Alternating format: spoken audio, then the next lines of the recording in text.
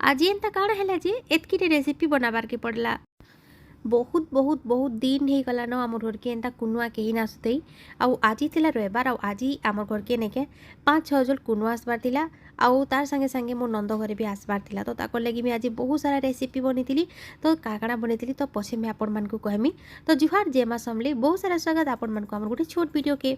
तो आमर बापा के जेन मैंने जानी थे जे आमर घर के कुनुआ हेले बापा उसतरे कि एतकी रेसिपी बनावा लगी कहसन आ सबू जिनिस आनिक थुई देसन लेकिन एतकी रेसिपी बनाबार के बहुत टाइम लगसी। तो ई रेसिपी भितर जब आपको किसी भी भल लगा बेले कमेंट करेंगे मुझे रेसिपी आपण संगे शेयर करमी।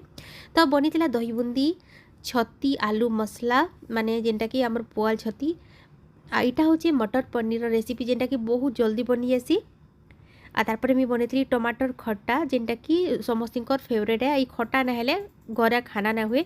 इटा थिला फुलकोबी आलू भजा माने मसला आउ इटा थिला नॉनवेज आउ दाल भी बनी थिला सलाड भी बनी थिला। आपण मान को आगरू मी वीडियो देखैथली लेकिन ई नॉनवेज टा नेके परे बनसी जेहेतु हमर